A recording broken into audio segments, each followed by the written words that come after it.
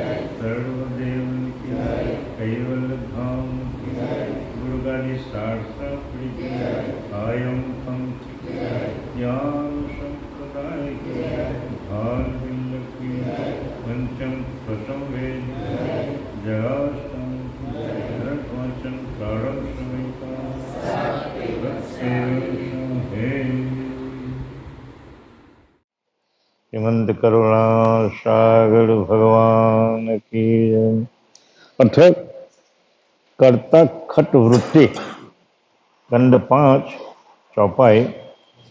जे अविगत पति अगमय पारा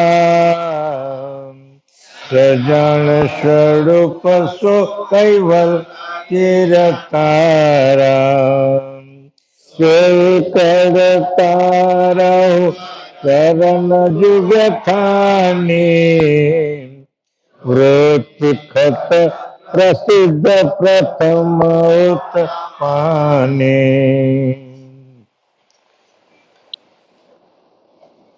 जेहि अविगत पति अगम अपारा सजान स्वरूप सो कैवल कीर्ताड़ा सुही करतार रहो करण जुग ठाने वृत्ति खट प्रसिद्ध प्रथम उत्पाने। उपस्थित प्रेमी भक्तजनों, अनंत ब्रह्मांडाधीश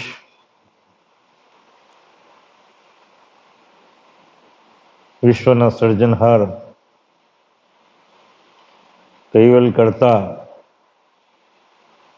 जયારે મહદ શૂન્ય શિખરની અંદર મધ્યમાં અવિગત રૂપે અભિરામ સ્વરૂપે એકલા મહદ શૂન્યના મધ્યની અંદર એકલા બેઠા હતા. તે સમયે અને સહેજાસહેજ એક ઉમેર ઉપજ્યો, આનંદયુક્ત ઉમેર. કંઈક કરવાની ઈચ્છા થાય એને ઉમેર કહેવામાં આવે. એ કાર્ય કરતા પહેલા આપણે કંઈ વિચાર આવે કે મારે કંઈક કરવું છે, શું કરવું જોઈએ, એ હજુ નક્કી કર્યું નથી, પણ એક વિચાર એવો સ્ફુરણ થયો કે ભાઈ મારે કંઈક કરવું છે. એટલે એ ઉમેદ રૂપી એનામાં જે સ્ફુરણા થઈ એ એક પતિની એને મોજ કહેવામાં આવે છે. શું કહેવામાં આવે છે? પતિની મોજ કહેવામાં આવે છે. અને એ આનંદયુક્ત જે મોજ જેને ઉપજી જ્યારે એનો પાછળનો હેતુ દ્વૈત રમણ કરવાનો પૂરતો હતો. સ્ત્રી ને પુરુષ જ્યારે સંયોગ કરે એની પાછળનો ઉમંગ શું હોઈ શકે? પુત્રની પ્રાપ્તિ.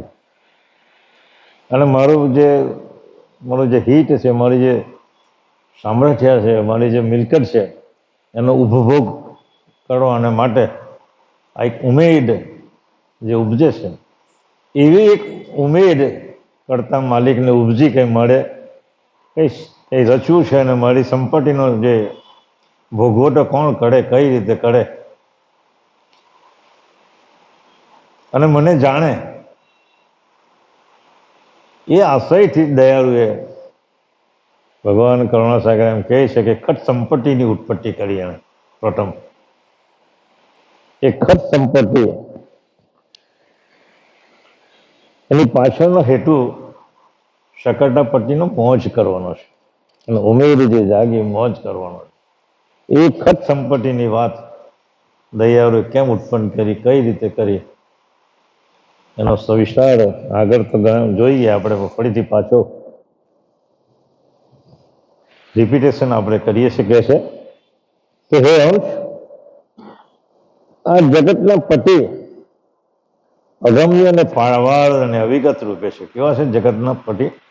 અવિગત રૂપે, પાળાવાર, જેનો કોઈ પાળ ન પામી શકે, જેનો કોઈ છેરો ન લાવી શકાય. આદ્ય અંત અને મધ્યમાં એ જેમ છે તેમ ને તેમ જ રહેલા છે, અડબડ. એટલે એ અગમ્ય ને પાળાવાર છે અને તે મહદ સજાણ જાણ રૂપે રહેલા છે. કેવા છે? એનું કોઈ સ્વરૂપ છે નહીં.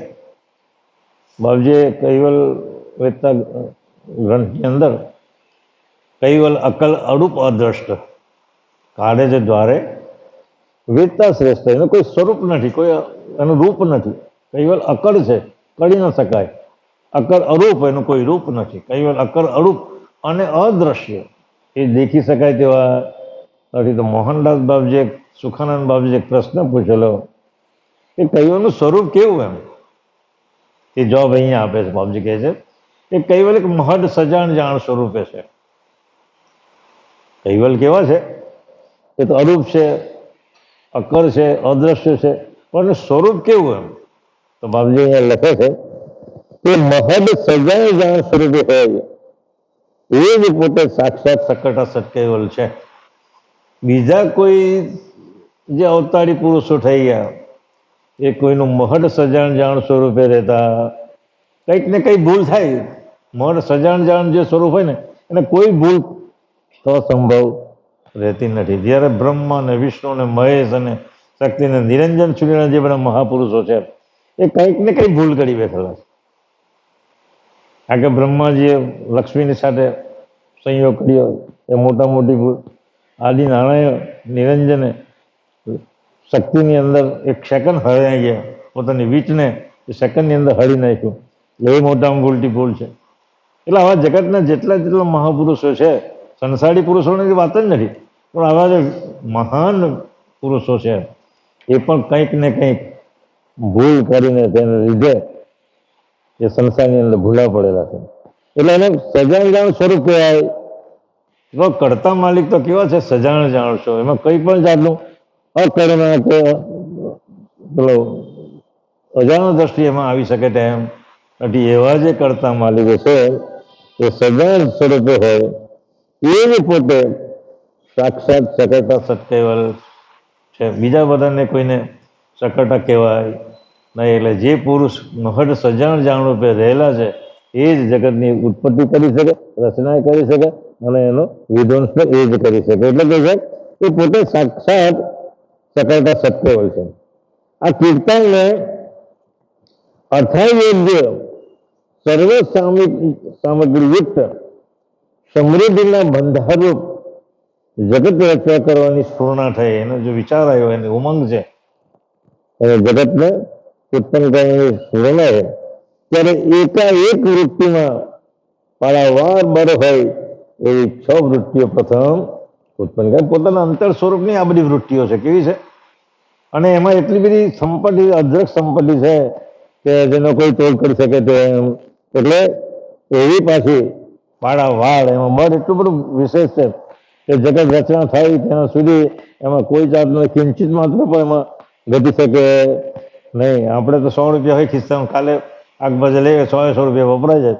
પણ કરતા માલિક જે ખર્ચ સંપત્તિ જે છે એ ગમે એટલી એ જગતની અંદર એનો ઉપયોગ કરે પણ એમાં કોઈ ઘટ આવતી નથી. એવા જે સકળતા માલિક આપણા છે એ આપણા ઈશ્વરીય પ્રભુ છે આપણા, અને અનંત બ્રહ્માંડના એ અધિપતિ છે. એટલે કે છે કે એકાએક આવી જે વૃત્તિ ખરી, 6 વૃત્તિ. તમે પેલી જ વિચાર કરો, સકળતા પ્રકાશ બ્રહ્મવૃત્તિ, સકળતા બ્રહ્મવૃત્તિ, પ્રકાશ બ્રહ્મવૃત્તિ આવશે આગળ. એટલે એ 6 વૃત્તિઓ ની વાત દયાને આપણને સમજાવે છે. કે છે બીજી ચોપાઈમાં, અગમ પ્રકાશ બ્રહ્મ પૂર્ણ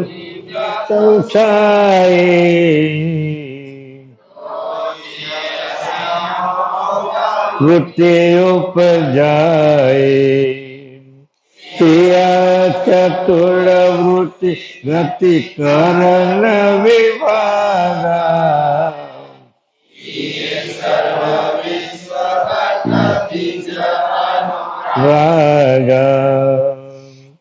અગમ પ્રકાશ બ્રહ્મ પુનિત ઉછાય, વૃત્તિ એ સંજમ ભોગ વૃત્તિ ઉપજાય, ક્રિયા ચતુર્વૃત્તિ ગતિ કરણ વિભાગા, કિયે સર્વ વિશ્વ ઘટ બીજ અનુરાગા. દયાળુએ જ્યારે જગતની ઉત્પન્ન કરવાનું જ્યારે એનો ઉમંગ જાગ્યો, એનું ઉમેર જાગ્યો, ત્યારે પોતાના જે દિવ્ય પ્રકાશ, પોતાના સ્વરૂપનો દિવ્ય પ્રકાશ એને જોયો કે આહો, મારો પ્રકાશ તો એટલો બધો વિશાળ છે કે જેની કોઈ માપ કે સીમા છે ને. એવો જે દિવ્ય પ્રકાશની દ્રષ્ટિ જ્યારે સોહંગ બ્રહ્મની પણ પડી, અને સોહમ બ્રહ્મની પણ પડી, તેમાંથી પ્રકાશ બ્રહ્મવૃત્તિમાંથી એ 3 મહાતત્વો ઉત્પન્ન થયા. એનો જે દિવ્ય પ્રકાશને જોવાની જે ચેષ્ટા કરી ભૂમિકાની ઉપર, અને એ ચેષ્ટા કરતાની સાથે જ એને 3 પ્રકાશ બ્રહ્મવૃત્તિના 3 મહાતત્વો ત્યાં ઉત્પન્ન કર્યા. એ મહાતત્વો કયા કયા? એક તો વિકાસ મહાતત્વ, બીજું છે અવિકાસ મહાતત્વ, અને ત્રીજું છે વિકાસ અવિકાસ ને કુંભસ્થ મહાતત્વ. આ 3 જે મહાતત્વ જે છે આખા વૈરાગની અંદર જગતના દરેક ઘાટ માત્રોની પાછળ જીવન છે. સંજમ ભોગ વૃત્તિ પછી વાત આવે, પણ આ પ્રકાશ બ્રહ્મવૃત્તિના જે 3 મહાતત્વ, એનું નામ જ મહાતત્વ. દુનિયામાં એનાથી કોઈ તત્વ મોટું છે નહીં. એટલે વિકાસ મહાતત્વ, અવિકાસ મહાતત્વ અને કુંભસ્થ મહાતત્વ, આ 3 તત્વો 84 લાખ પ્રકારના દરેક ઘાટ માત્રના જીવનની અંદર એ રમણ કર્યા કરે છે. ઉઠબેસ જે કરવાનું જે કામ છે ને, આ 3 મહાતત્વ કામ કરે છે. શું કહે છે? એક તો પ્રકાશ, પ્રથમ પ્રકાશ બ્રહ્મવૃત્તિ, બીજી સંજમ ભોગ વૃત્તિ, ત્રીજી ઈચ્છા વૃત્તિ, અને ચોથી ક્રિયા વૃત્તિ ઉત્પન્ન કરેલી છે. આ ક્રિયા વૃત્તિમાં 14 લોકના બીજરૂપ ઘાટની આકૃતિઓ રચાયેલી હોય એમાં પરસ્પર સંપૂર્ણ આકર્ષણ ગોઠવાયેલું છે. આજે 3 મહાતત્વો છે પ્રકાશ બ્રહ્મવૃત્તિના, 3 મહાતત્વો વિકાસ, અવિકાસ અને કુંભસ્થ. એ વિકાસ પ્રાણોને બહાર ખેંચવાનું કામ કરે.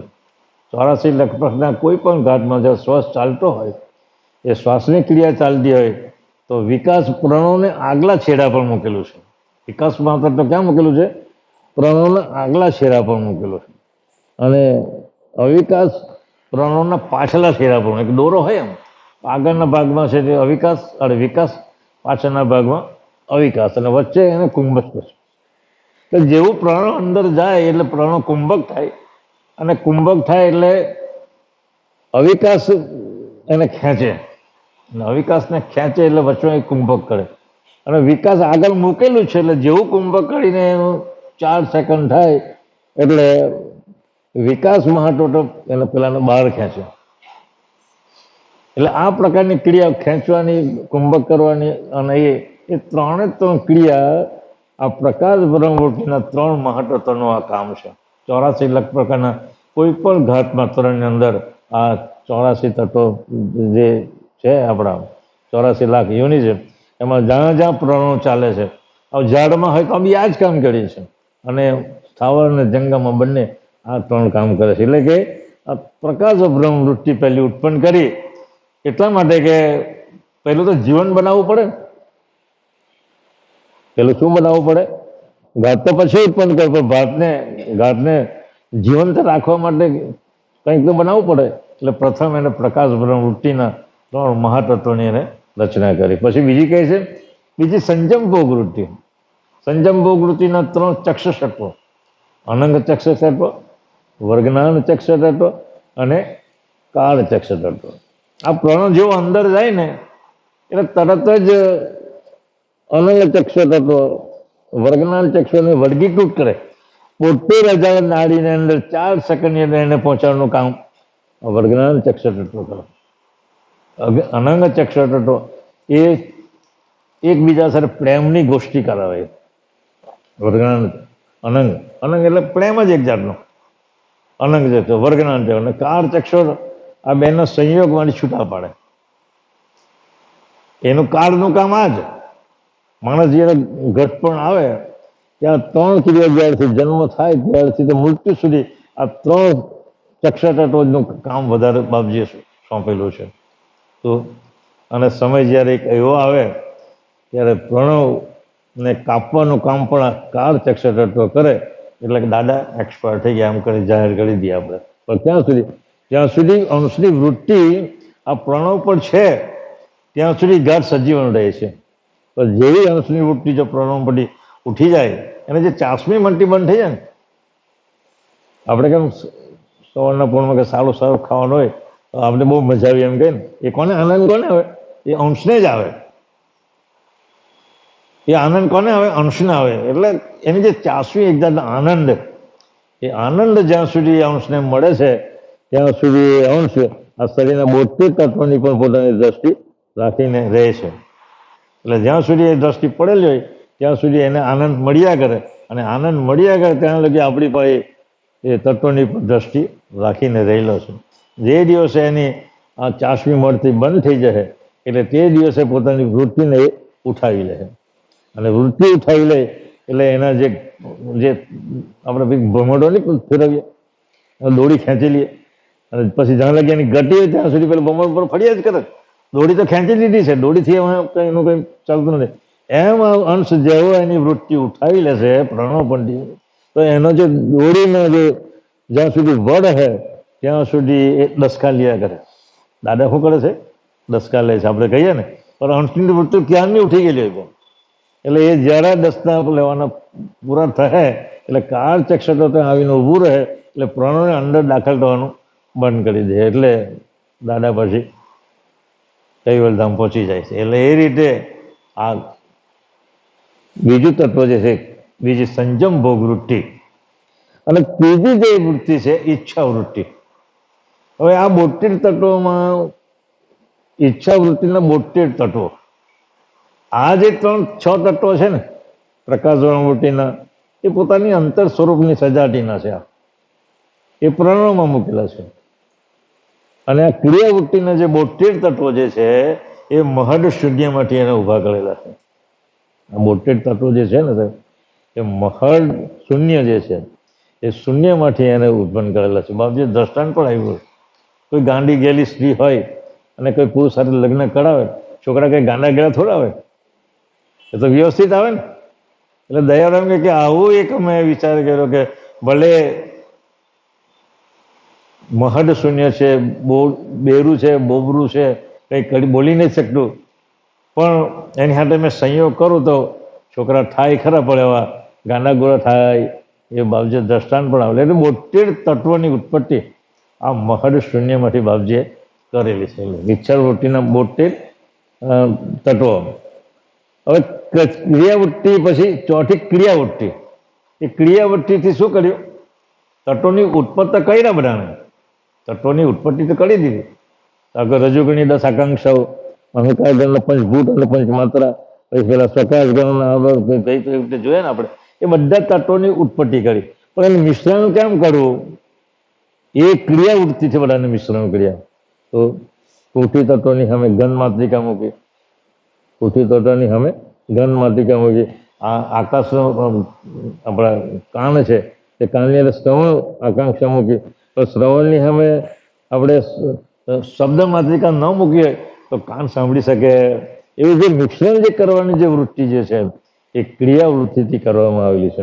એટલે આ ક્રિયાવૃત્તિમાં 14 લોકના બીજરૂપ ઘાતની આકૃતિઓ રચાયેલી હોય, તેમાં પરસ્પર સંપૂર્ણ આકર્ષણ ગોઠવાયેલું છે. એકબીજાનું આકર્ષણ સ્ત્રી પુરુષ નહીં, દરેક ઘાતમાં સ્ત્રી પુરુષ વગર કોઈ જગતની રચના થતી. આમ તત્વોની પણ પછી આપણા જે ઇન્દ્રિય અંતસ્કરણના જેટલા બી જે છે એ બધી જુગલ જોડીવાળા છે. ખ્યાલ? પૃથ્વી તત્વનો તો ગુડા એની નાડી છે, પૃથ્વી તત્વનો નળ છે. એટલે આ દરેક તત્વો નાડી નળથી સાથે જોડાયેલા છે. એટલે કે છે આ ક્રિયાવૃત્તિ 14 લોકના બીજરૂપ ઘાતથી આકૃતિઓ રચાયેલી હોય, તેમાં પરસ્પર સંપૂર્ણ આકર્ષણ ગોઠવાયેલું છે. આગળ કહે છે પંચમી ચૈતન વૃત્તિ ઉપજી ઉમેદા,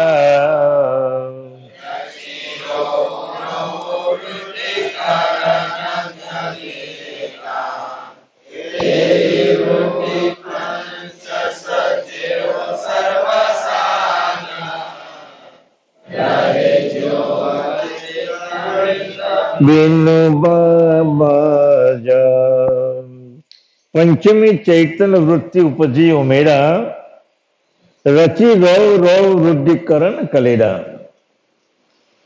એહી વૃત્તિ પંચ સજેહુ સર્વ સાજા, રહેજો અચેત વેત બિનુ.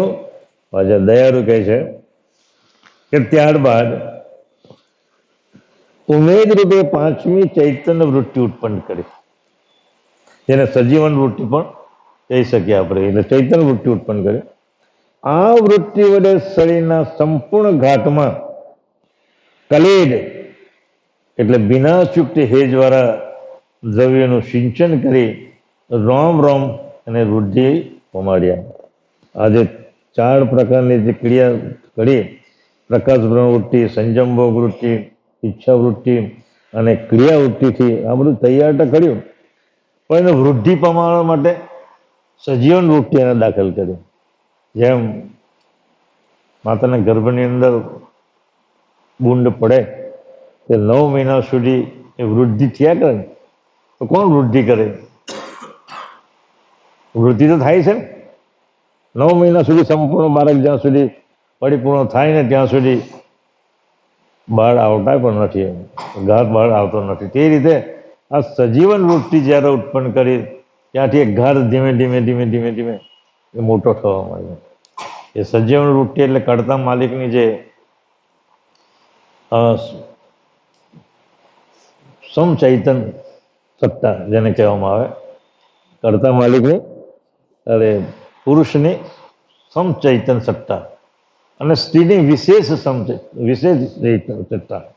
આ બે સત્તા પહેલેથી જ અંકુરની અંદર જ સમર્પિત કરેલી. અને એ ચૈતન્ય સત્તાથી જ, એના હેજથી, એના ઉમંગથી એ ઘાટ દિવસે દિવસે મોટો થાય અને પરિપક્વ થાય, પછી એનો ઘાટ બહાર આવે. એટલે એ પાંચમી વૃત્તિ જે છે એ કેવી છે? કલેર એટલે ભેજ, હિનશ, એમાં જે અમી જે છે એના દ્વારા એનું સિંચન કરેલું. પાછું પહેલાથી બુંદમાં જ એનું સિંચન કરેલું. એ રોમ રોમ વૃદ્ધિ પમાડવા માટે છે. આ પ્રમાણે પાંચમી વૃત્તિ વડે શરીરના સર્વ ઘાટો નખશિખ પર્યંત બાંધીને ઉપસ્થિત કર્યા છે. તથાપિ આ 14 લોકનો ઘાતરૂપી બગીચો અંદરના સંચાલક વેતા સિવાય અચેત રૂપે ક્રિયા રહિત પડી રહ્યો છે. દુનિયાના કોઈ પણ સંપ્રદાયના તમે ગ્રંથો વાંચો, મહાભારત વાંચો, રામાયણ વાંચો, ગીતા વાંચો, ભાગવત વાંચો, પુરાણ વાંચો, ખ્રિસ્તી ધર્મના, પણ દુનિયામાં કોઈ ગ્રંથની અંદર કર્તા માલિકે જે રચના કરી છે એ પ્રકારે કરી છે એનું કોઈ જગ્યા વર્ણન તમને જોવા મળે. કોઈને પ્રશ્ન પૂછે તો ભાઈ જગતની રચના કોણે કરી, કઈ રીતે કરી, મારો દીકરો જવાબ તો આપે. કોઈ જવાબ આપે એનો સમર્થ નથી. પરમ ગુરુએ આ જ ગ્રંથની અંદર પંચમ સ્વસમ વેદની અંદર એવી રચના ગોઠવી છે કે આખા જગતનું કેમ કેમ ઊભું થયેલું છે. નાળિયેરની અંદર નાળિયેરમાં પાણી જાય છે ને એ બાપજી આમાં નીચે સમજાવ્યું છે. નાળિયેરનું પાણી ઉપર પહોંચે છે અને આપણને કેવું લાગે છે, પણ એ કેમ જાય છે, કઈ રીતે જાય છે, એની કળા કોઈને પૂછો તો ખરા. બધા બહુ દાવા કરે હું ભગવાન છે ને હું મહાન છે, ને ફલાણું છે, દીકરું છે, દાવા તો બધા બહુ કરે. આપણા સંપ્રદાયમાં કેટલા ભગવાનના દાવા કરે છે હવે તો. એને પૂછતો ખરો કે નાળિયેરમાં પાણી કેમ ભરાય છે. એટલે એ બાબતો પંચમ સ્વસમ વેદની અંદર દયાળુ એટલી રીતે સુંદર રીતે વર્ણવી છે કે દુનિયામાં કોઈ સકારાત્મક માલિકનો દાવો કોઈ કરી શકે તેમ નથી. એટલે કહે છે 14 લોકનો ઘાતરૂપ જે બગીચો જે છે અંદરના સંચાલકના વેદતા સિવાય અચેત રૂપે ક્રિયા રહિત પડી રહ્યો છે. આગળ શું કહે છે?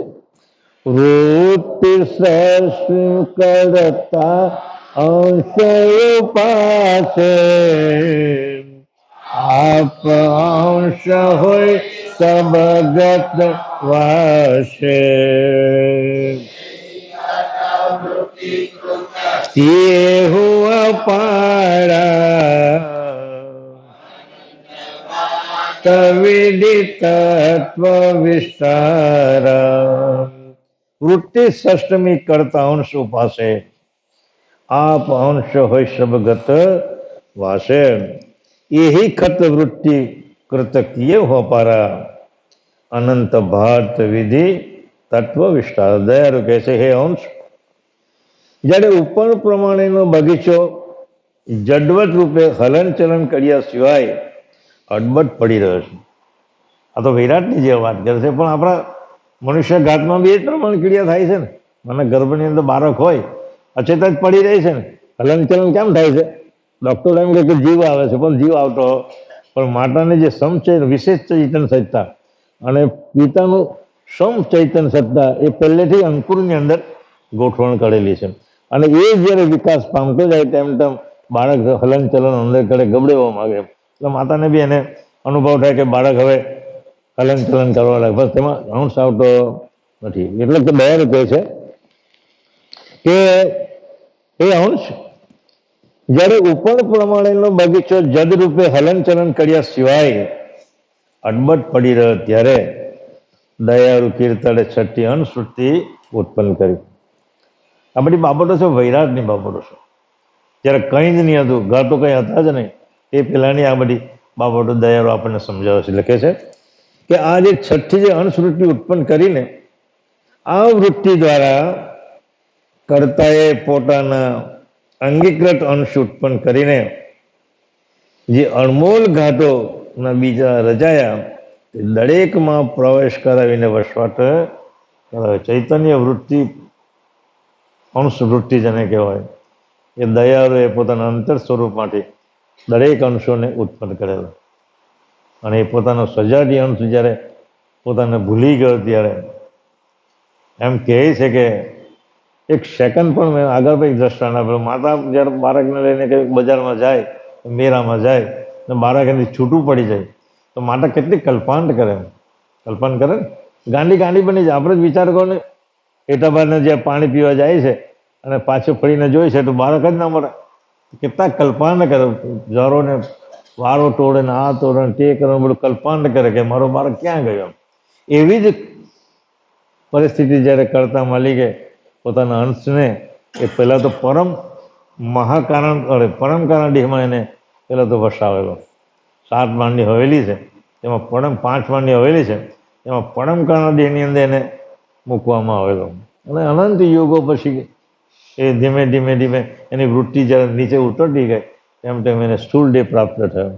અને સ્થૂળ દેહની અંદર જેવો પ્રાપ્ત થયો એટલે કરતા માલિકને તરત જ એને એવું વિચાર્યું કે હો મારો સ્વજાતિ અંશ સ્થૂળ દેહમાં પડી ગયો. એટલે તરત જ ઓન ધી સ્પોટ એને કૈવલ કરતાને એવો હુકમ કર્યો કે એ કૈવલની ઈચ્છા શક્તિ તું એવું પિંજરું બનાવ કે મારા અંશને ઉગાડવા માટે મળે, એક અલૌકિક તત્વ, અવિગત તત્વનું શરીર લઈને મળે આ 14 લોકોમાં વિચરણ કરવાનું છે. એટલે તરત એને એ પિંજરું બનાવ્યું ઈચ્છા શક્તિ પોતે અને પરમગુરુને પ્રવેશ કરીને પછી એ નિરંજન ધામમાં આવીને નિરંજનને ચેતાવે. તો નિરંજન એમ કહે છે કે જ્યારે આકાશવાણી જ્યારે ઉચ્ચારીને હરખે નિરંજન દેવ અબ સુને કરતા કી બાની, કૈવલ કરતા જ્યારે એની વાણી ઉચ્ચારી, અગમ વાણી જ્યારે ઉચ્ચારી ત્યારે નિરંજન પુરુષે વાણી સાંભળી. કારણ કે નિરંજન પુરુષ એટલે 14 લોકના ધણી છે થાય કે જીવત એવા પુરુષ નથી પણ પોતાનું સ્વરૂપને ખબર નથી, આટલો જ ફેર છે. અને એ સ્વરૂપને ઓળખાવાને માટે, સ્વરૂપમાં ચેતન કરવાને માટે દયા નિરંજન ધામમાં આવે. નિરંજન એમ કે જાઓ કૈવલ કરતા મારા દ્વારે પધારેલા છે. એટલું એને સ્વાગત કરે છે કે બાપજી કે એનું સ્વાગતનું વર્ણન હું કરી શકતો નથી.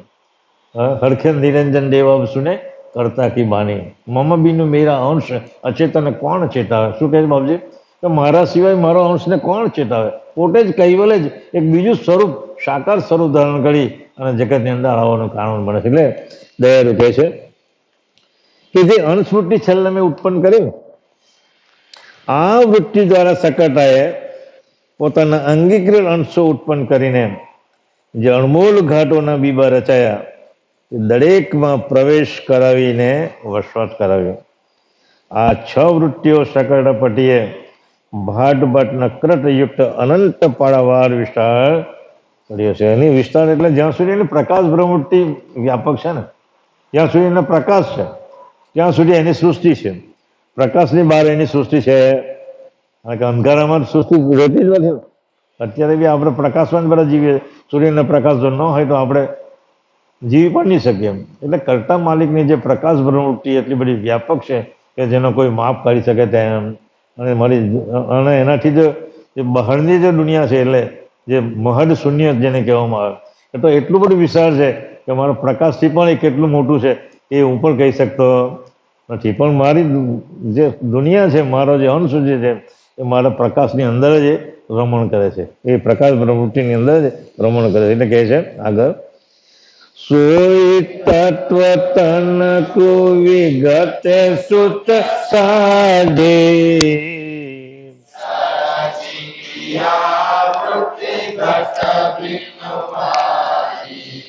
જે તત્વ જુગતે કિય ચડ ચડ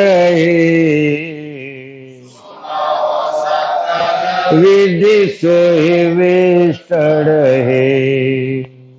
સોહી તત્વ તનકુ વિગતે સુત સાધે સર્જી ક્રિયાવૃત્ત ગત ભિન્ન ઉપાધિ જેહી તત્વ જુગતે કિએ હુ ચરા ચढ़ी સુન હો શકલ વિધિ સોહી વિસ્તરી. દયાળુ કહે છે હે અંશ, આ બધાએ તત્વોના ઘાટોની વિગતયુક્ત યુક્તિ સનંગ સૂત્રના ન્યાયે સિદ્ધ કરેલી છે. આ જે ઘાતોની જે વિગતવાર જે યુક્તિઓ છે એ મેં સળંગ સૂત્રના ન્યાયે એને મેં સિદ્ધ રાખેલી છે, કાઢેલી છે. તેમાં ક્રિયાવૃત્તિ કરીને દરેક ઘાટ ભિન્ન ભિન્ન ઉપાધિવાળા દેખાય છે, કારણ કે મિશ્રણ જે પ્રમાણે કર્યું તે પ્રમાણે એક ઘાત આપણને દેખાય છે.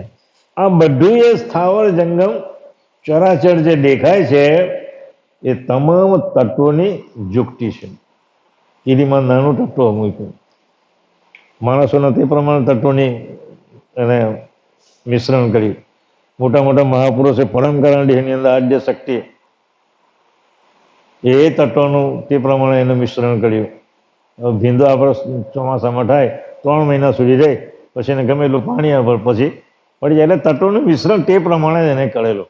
મોટા મોટા પહાડો, આપણા જે વડ છે, પીપળો છે, લીમડો છે, એ બધા તત્વોનું મિશ્રણ પણ એ પ્રમાણે કરેલું. એના એટલા વર્ષો સુધી એ ચાલી શકે. મનુષ્ય ઘાતનું બી તત્વોનું મિશ્રણ એ પ્રમાણે કરેલું છે કે એને 120 વર્ષ સુધી આ કળિયુગમાં એને ચાલી શકે. તમે જેમ પ્રણવનો તમે વધારે ઉપયોગ કરો તેમ તમારું આયુષ્ય 120માંથી ઘટતું જાય. 2-5 હજાર રૂપિયા બેંકમાં મૂકીને દરરોજ 100, 200, 500 લઈ આવે તો કેટલા દિવસ ચાલે? એના નિયમ પ્રમાણે એમ કહેવાય છે કે 24 કલાકના 21,600 અજંપા, 24 કલાકના 21,600 અજંપા બરાબર વ્યવસ્થિત જો ચાલતા હોય દરરોજના, તો તમારું આયુષ્ય 120 વર્ષ સુધી રહે. એમાં કોઈ જાતનો ફેરફાર નહીં. પણ 21,600 અજંપા જો વધી જતા હોય, કારણ કે વધી જાય કે દોડવા જાય હવાના પર પુલની પર ચાલવા જાય, એ પ્રણવ વધારે કપાય, વધારે વપરાય.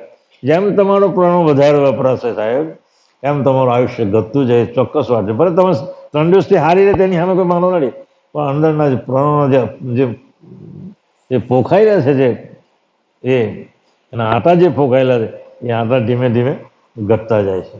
એટલે તમારું આયુષ્ય 120 વર્ષથી જેમ જેમ તમે ઘટતું જાય, જેમ જેમ તમે કસરત કરવા જાઓ, દોડવા જાઓ, વધારે કરો, તો તમે વિષય વાસનાની તમારી વૃત્તિ જો વધારે હોય તો તે વખતે 64 ગણો વપરાય.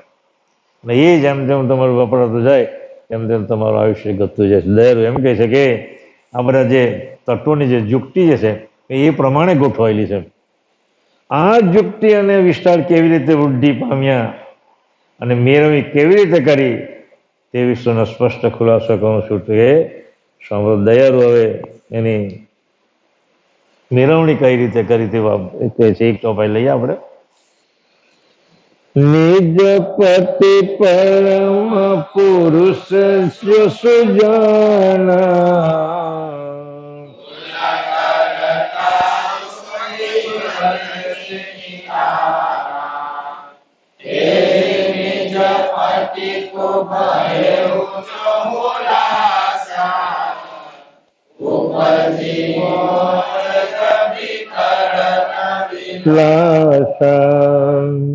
નિજપતિ પરમ પુરુષ સો સુજાના, કુલ કરતા સો કૈવલ જે નિદાના, તેહી નિજપતિ કો ભયવ જો હુલાસા, ઉપજી મોજ જબી કરત વિલાસા. દયાળુ અહીંયા નિજપતિ અને પરમ પુરુષ બેની વ્યાખ્યા આપણને આપે છે. નિજપતિ અને પરમ પુરુષ એમાં કોઈ ફેરફાર છે નહીં. એટલે કહે છે નિજપતિ અને પરમ પુરુષ રૂપ જે પરમ ગુરુ, પરમ સજાણ જાણ રૂપ હોય, સમસ્ત જગત માત્રના કરતા છે. કોણ કરતા છે? પરમ ગુરુ પોતે જ કરતા છે ને. આ કૈવલ્ય સાહેબ આગળ રાખવાનું એક જ કારણ છે કે જગતની અંદર 2 જ સિદ્ધાંત હતા. પરમ ગુરુ આવતા પહેલા એક સગુણ સિદ્ધાંત હતો અને બીજો નિર્ગુણ સિદ્ધાંત હતો. હવે 2 સિદ્ધાંતની અંદર કોઈ સગુણની અંદર કર્તા માલિકનું વર્ણન છે નહીં, નિર્ગુણ બ્રહ્મની અંદર પણ કર્તા માલિકનું કોઈ વર્ણન છે નહીં. તો કર્તા માલિકનું વર્ણન કરવું કઈ રીતે એમ? કારણ કે પેલા 2માં તો છે નહીં. તો કર્તાને આગળ રાખવા માટે શકર્તા સિદ્ધાંતની એને સ્થાપના કરી. શકર્તા સિદ્ધાંતની સ્થાપના એટલા માટે કે કૈવલ્યને મારે આગળ રાખવા છે. તો કૈવલ્યને આગળ નહીં રાખો તો મારામાં અહમ આવે, મારામાં અભિમાન આવે, હું નગુરો ગયો, મારા માટે કોઈ ધણી છે એવું મારે સાબિત કરવું પડે ને. એટલે એ સાબિત કરવાને માટે કૈવલ કરતાને એણે આગળ રાખે. એટલે કહે છે જગત માત્રના, સમસ્ત જગત માત્રના કરતા પરમ ગુરુ છે. એ અંશો તેમને જ તમે નિદાન કુલ કરતા કૈવલના પોતરૂપ માનજો. એકમેક છે કૈવલને કૈવલના વેતા એક મેક નિજ લક્ષ્ય રહેતા દેહ ધરતા પડ્યા જે નામ શાખા પેડ વગે ઈશ્વરમ દયાળુ એમ કે છે બાપજી શું કે છે એટલે કે છે હે અંશો તેમને જ તમે નિદાન કુલ કરતા કૈવલના પોતરૂપ માનજો કારણ કે નિજ પતિને જગત ઉત્પત્તિનો જે ઉલ્લાસ ઉત્પન્ન થયો અને ઉલ્લાસ સ્વરૂપ મોજ કરવા જે વિલાસ રચ્યો છે તે વિલાસના વિલાસી પરમ ગુરુ પોતે છે. તો પ્રશ્ન પૂછી શકે જગતની રચના કૈવલે કેમ કરી એમ જગતની રચના કારણ કે દરેકની રચના પુરુષ અને સ્ત્રી સિવાય સંભવતી નથી તો કૈવલ રચના કઈ રીતે કરે પુરુષ તો છે નહીં પુરુષ પત્ની તો છે નહીં તો જવાબમાં પેલા લોકો એવો જવાબ આપ્યો એ તે વિડીયો સાંભળો એટલે કહું છું કૈવલ અકરના પ્રકૃતિ બિના ધન્ય પુરુષ પલક में ખલક ઉપાસે આન્ય ધામ પતિ દેવ જુગલ શક્તિ તનાશક પણ કૈવલ કરતાની ધણિયાણી કોણ છે અહીંયા પરમ ગુરુ એ જ કૈવલ કરતાની ધણિયાણી છે. ચોપાઈ લખી છે હંસતાલેવા ગ્રંથની અંદર 5મા અંગના પહેલી ચોપાઈમાં કહત સાચી કહા દરટ કાહુઠે મારે હું કામ ધરવું જોઈએ એમ કહત સાચી કહા દરટ કાહુઠે ન ધરત પ્રભાવ હમ ના ઘૂસી મેં કોઈના પ્રભાવમાં આવીને મેં જૂઠું બોલતો નથી તો जिनकी दृष्टि में सृष्टि उत्पन्न भई જેની દ્રષ્ટિમાં આ સૃષ્ટિ ઉત્પન્ન जिनकी दृष्टि में सृष्टि उत्पन्न भई शो मम यार में यारी उसी के એ જ મારો ધણી છે કે જેના દ્રષ્ટિની અંદર જગતની રચના થઈ એટલે પરમગુરુ એની ધણિયાણી છે એ બેના સંયોગથી જ અંતર સ્વરૂપના સંયોગથી આ જગતની રચના થયું કારણ કે પરમગુરુ એનું જે અંતર સ્વરૂપ જે છે એ જ પરમગુરુ ઉપજણ છે અને ઉપજણનું બીજું સ્વરૂપ તે જ પરમગુરુ છે અને પરમગુરુએ જ આ જગતની રચના કરી છે. 25મા અંગમાં પણ હંસતાલેવાના 25મા અંગમાં પણ એ જ બાબત બાપજી લખેલી છે કે સાંઈ શ્વેર હે સદા ડગમગે નહીં કદા કહું સાંઈ શ્વેર હે સદા ડગમગે નહીં કે સંત તેનું રડા કહું દ્રષ્ટા સંત કોણ છે એનું હૃદય છે પરમગુરુ એ જ કરતા માલિકનું રજસ અને એને જ આ જગતની રચના કરેલી જેવું આ 25મા અંગમાં સાબિત કરી બતાવે એટલે પરમગુરુ એ એની ધણિયાળી સ્વરૂપે છે એટલે કે છે પોતરૂપ માનજો તે વિલાસનો વિલાસી પરમગુરુ પોતે છે. આ પરમગુરુ એ જ પતિની મોજ રૂપે હોય ષડંગ સૂત્રવક એકમેક છે એટલે પતિથી પરમગુરુ ભિન્ન નથી અને પરમગુરુથી પતિ પણ ભિન્ન છે એકબીજા સળંગ સૂત્રવત છે. परम गुरु और पति पद भिन्न भाव कुछ नहीं एक मेघ समरस सदा परम गुरु पति महाय तो परम गुरु और पति पद भिन्न भाव कुछ नहीं एक मेघ समरस सदा परम गुरु पति महाय जब કેરીનો રસ હોય એ રસની જે મીઠાશ જે છે એ મીઠાશને તમે જુદી પાડી શકો ફૂલ છે ગુલાબનું આપણે સૂંઘીએ તો એમાં જે સુગંધ જે છે ને સ્મેલ છે એને તમે જુદી પાડી શકો એકમેક છે એમ કરતા માલિક અને પરમગુરુ અને તમે દુનિયાના કોઈ પણ વૈજ્ઞાનિક લાવી બોલાવી શકો એમાં જુદા પાડી શકે આપણા વડે જુદા પાડવા બેઠા છે હવે એટલે દયાળુ કહે છે કે સરંગ સૂત્ર એકમેક છે એટલે પતિથી પરમગુરુ ભિન્ન નથી અને પરમગુરુથી પતિ પણ ભિન્ન નથી અને કહેવી છે કે આ જગત પતિનું રચેલું છે કે પરમગુરુનું રચેલું છે એ વિશે સ્પષ્ટ સમજાય તેમ નથી કે કારણ કે પતિના ભાવરૂપ ઉપજણ પતિથી ભિન્ન ઘટાવી શકાય આવ્યું ને ઉપજણ એ જ એનું અંતર સ્વરૂપ છે એનું એટલે એમાં જુદા પણ છે એટલે વ્યાખ્યાને જુદી કેમ કરીને પાડવી આ ન્યાય પતિ અને પરમગુરુ એકમેક છે પતિ પદ પરમગુરુ એકમેક સમજે સંતે મોટો વિવેકી સંત એને જ કેવો સાહેબ કે જેને પરમગુરુ અને પતિ એક જ છે કઈ ઓલી એવું જો સમજે એને વિવેકી સંત કેવો બાપજી એવું કહે છે પણ 50% લોકો એવું સમજતા નથી એટલે આ બધા જે સંતો આપણે ભલે ખોટું લાગતા હોય પણ બધા અવિવેક સંત છે મારે તો એવું કેવું તમે જ્ઞાનજીજી કે સાંભળતો હોય ને કંઈ જવાબ આપવાનું બેઠો વાંધો નહીં મને તો પણ આ બધા અવિવેકી સંત છે હું તો એવું કહું છું કે જેને પતિ અને પરમગુરુને જુદા રાખે છે એટલે દયાળુ શું કહે છે એ આ ન્યાય પતિ અને પરમગુરુ એકમેક છે છતાં જગતનો વિસ્તાર ઉપજણ રૂપ પરમગુરુથી થયો છે જોયું ને અહીંયા શું કીધું ઉપજણથી થયો ને જગતનો વિસ્તાર ત્રણથી થયો ઉપજાણી થયો છે અને એ વિશે સ્પષ્ટ ખુલાસો શરૂ થાય છે. સાંભળો, એ વિસ્તાર હવે આવતા અંગમાં જોઈશું. શ્રીમદ કરુણા સાગર ભગવાન आद्य सकृत स्वराज करुणेश करता की कृष्ण स्वामी महाराज की हेमंत करुणा सागर भगवान की नरवेद सागर महाराज की महंत तपस्वी रघुराम महाराज की परमहंस सुखानंद जी महाराज की विष्णुदास जी महाराज की शांतिदास जी महाराज की शीतलदास जी महाराज की अविचलदास जी महाराज की सर्व संतन की सर्व देवन की कैवल धाम की गुड़गाड़ी साड़सापुड़ी की कायम पंथ की ज्ञान संप्रदाय की भाल तिलक की पंचम स्वसम वेद की जगह स्थान की रणवांचन पूर्णावधि समय का सत कैवल शाहे